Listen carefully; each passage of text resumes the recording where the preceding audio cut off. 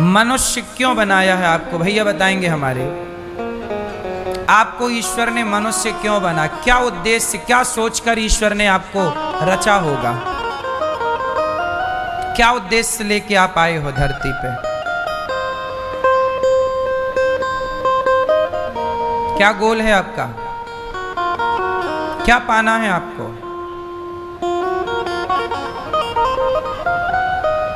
चश्मा वाली मैया बगल में, आपको ईश्वर ने मनुष्य क्यों बनाया है? क्या उद्देश्य था?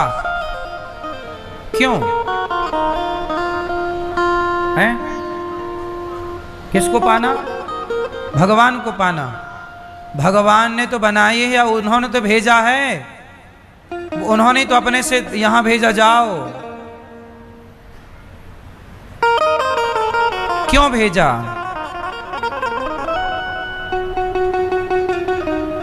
क्यों? आप बताओ। भगवान ने आपको मनुष्य क्यों बनाया है? भगवान का नाम जपने के लिए। जपते हो कितना?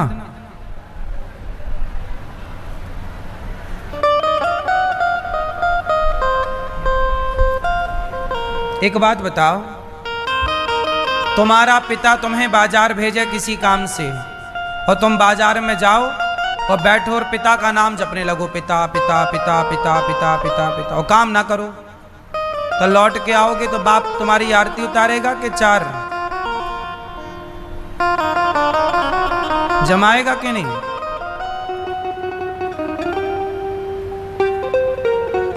भगवान का नाम जपना भी इतना जरूरी नहीं है जितना जरूरी वो काम है जिस काम के लिए ईश्वर ने आपको भेजा है। पहले ये बताओ कि किस काम के लिए आए हो। अब देखो, आप आ गए, आप आके आधे बूढ़े भी हो गए, और कुछ लोग तो बूढ़े होके जाने की भी तैयारी में हैं, पर पता ही नहीं कर पाए कि आए क्यों थे, और बिना पता लगाए चले भी जाएंगे। कितने जा चुके, ये बिना जाने कि आए काहे थे, आए क्यों थे, आए और चले गए, खत्म कहानी। क्यों आए थे कोई नहीं बता रहा है। क्यों? प्रश्न सही है कि गलत है? प्रश्न तो सही है कि आप आए क्यों हैं, लेकिन आप, ये सवाल आपसे है, कभी अपने से पूछना कि हम क्यों आए हैं। सारी जिंदगी हम क्या यही करने आए हैं जो कर रहे हैं? अब सुनो, हम क्यों आए हैं। भगवान का भजन, भगवान का नाम जपो, पर इस नाम जप से भी बड़ा एक काम है। क्या? भगवान क्या कहते हैं? हे अर्जुन, रामचरितमानस में क्या कहते हैं, वेदों में क्या कहते हैं, पुराणों में क्या कहते हैं?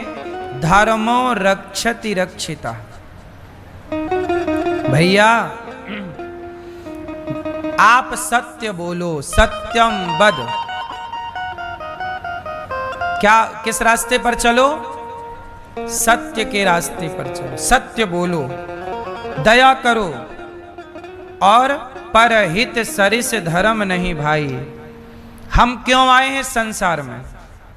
इसलिए आए हैं कि हमें कोई भी मिल जाए, चाहे कुत्ता मिले, गाय मिले, पक्षी मिले, पशु मिले, इंसान मिले, नारी मिले, पुरुष मिले, कोई भी मिले, यदि उसे दवाई की जरूरत है तो हम दवाई करके उसको उस दुख से दूर करें। भूखा है तो रोटी देकर उसका दुख दूर करें। मतलब हमें ईश्वर ने भेजा है कि जाओ तुम लोगों का दुख दूर करो, जाओ लोगों की हेल्प करो, लोगों की मदद करो। हम उद्देश्य क्या लेकर आए हैं? सर्वहिताय, सबका हित करने के लिए, सबका भला। सबका क्या करना है? सबका भला। लेकिन आज का आदमी इतना स्वार्थी हो गया कि सबका भला तो भूल गया, केवल खुद के भले में लगा है और खुद का भला भी नहीं कर पा रहा है। वो खुद के भले के चक्कर में खुद का बुरा कर लेता है। कैसे? जैसे आपने अपनी मां को घर से निकाल दिया, आपने चोरी कर ली कि पैसे कमा लेंगे, थोड़ा भ्रष्टाचार कर लें, कमीशन ले लें, रिश्वत ले लें, तो आपने ले लिया। इस चक्कर में तो लिया कि मैं पैसे वाला हो जाऊंगा, लेकिन वही रिश्वत, वही पाप अब तुम्हें भोगना पड़ेगा। कहां जाएगा? जो तुमने पाप कमाया है वो कौन लेगा? वो एक डाकू की कथा तो सुनी होगी। एक डाकू सबको लूटता था जंगल में, लेकिन वही डाकू से जब नारद जी मिले तो नारद जी ने पूछा कि भैया ये तुम किसी को मार दे रहे हो, हार सोना चांदी चुरा ले रहे हो, जो तुम पाप कमाओगे वो कौन भोगेगा? तो डाकू बोला कि मेरी पत्नी को सोना चांदी देता हूं, पिता को देता हूं, तो बाप भोगेगा, पत्नी भोगेगी। तो कहा जाओ पूछ के आओ कि पत्नी और परिवार भोगेगा। तो वो डाकू गया, पूछा कि पत्नी से तुम्हें मैंने इतना सोना दिया पर मैंने लोगों को मारा है, जंगल से गुजरते लोगों की हत्या की है, तो सोना तो तुमने बांट लिया पर क्या मेरा पाप बांटोगी? तो पत्नी ने मना कर दिया। और हाँ भी करती तो क्या ईश्वर के विधान में यह है कि पति का पाप पत्नी ले सकती है? नहीं ले सकती। कांटा आपको लगेगा तो दर्द पत्नी को नहीं होगा, या कांटा पत्नी को लगेगा तो दर्द पति को नहीं होगा। जो पाप करेगा वही भोगेगा। पति ने किया है, पत्नी ने मना कर दिया, मैं कैसे भोगूंगी? मैं चाह भी लूं तो स्वामी कैसे? ईश्वर का विधान नहीं है। पिता से कहा, पिता ने मना कर दिया। आपकी प्रॉपर्टी के उत्तराधिकारी बहुत होंगे पर आपके पाप का उत्तराधिकारी कोई ना होगा। पाप तो स्वयं भोगना पड़ेगा।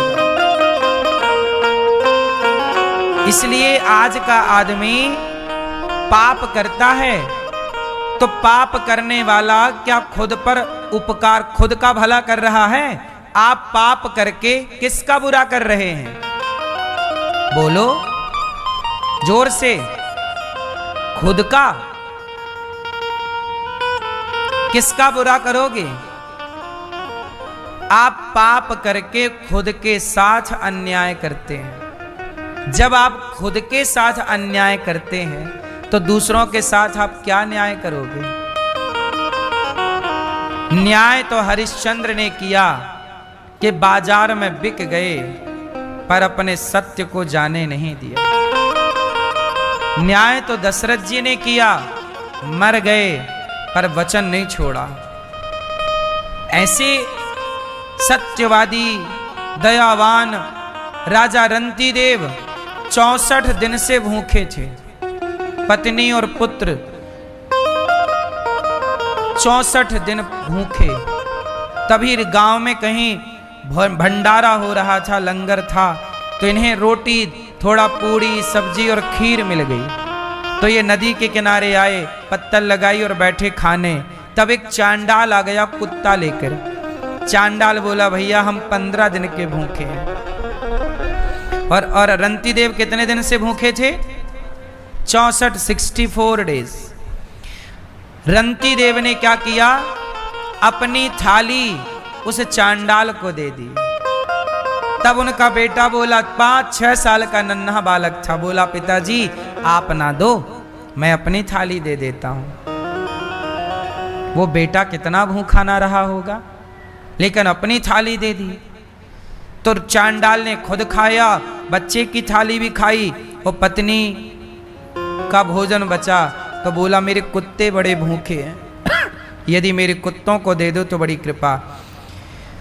पत्नी ने कुत्तों को दे दिया और तीनों ने बेचारों ने केवल पानी पीकर जैसे ही प्रभु का धन्यवाद दिया तो किसी ने कहा कि धन्यवाद क्यों, तुम्हें तो रोटी भी नहीं मिली। तो धन्यवाद क्यों देते हो? बोले कोई बात नहीं, भोजन नहीं मिला तो क्या हुआ, पेट भर पानी मिला उसका तो ईश्वर को धन्यवाद दे दूं। जब ये बात कही तो चांडाल के रूप में भगवान ही परीक्षा लेने आए, प्रकट हो गए।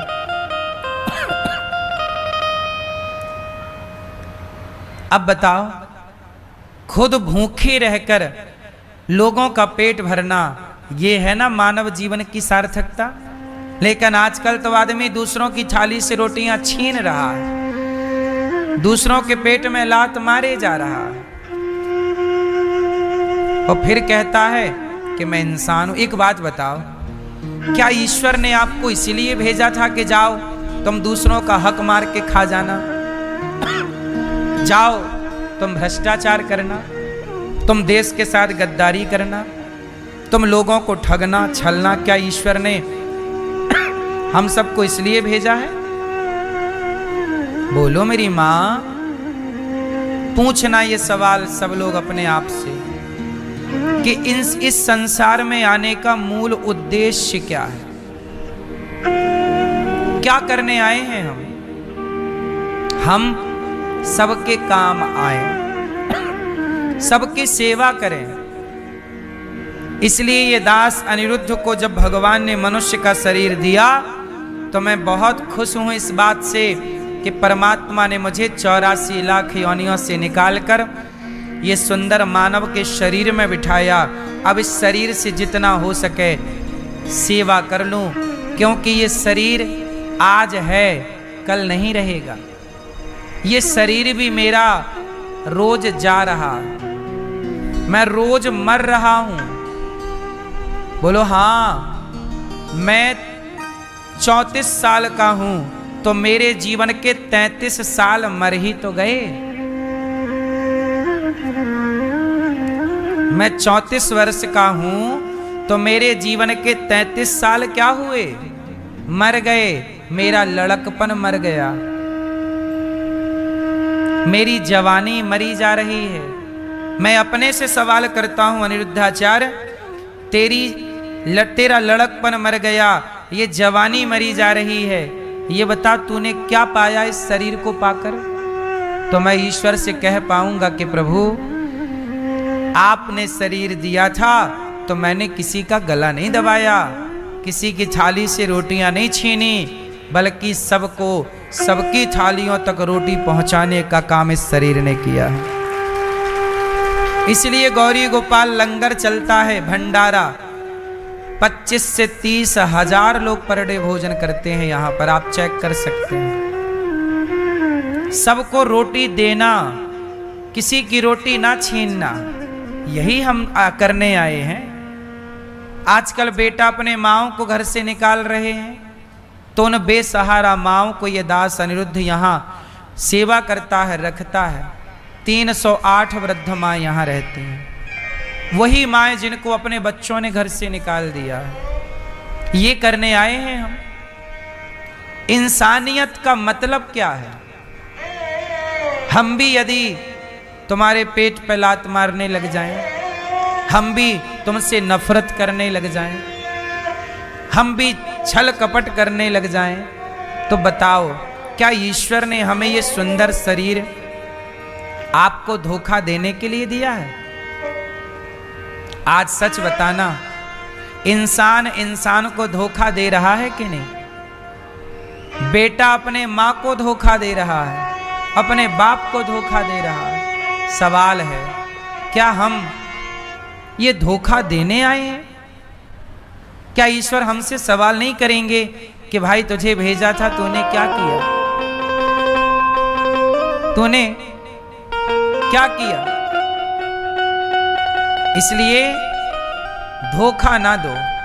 यदि आप किसी को धोखा दे रहे हैं तो समझ लो वो धोखा आप स्वयं को दे रहे हैं। किसी को ठग रहे हैं तो आप किसी को क्या ठगेंगे? कितना ठगोगे यार?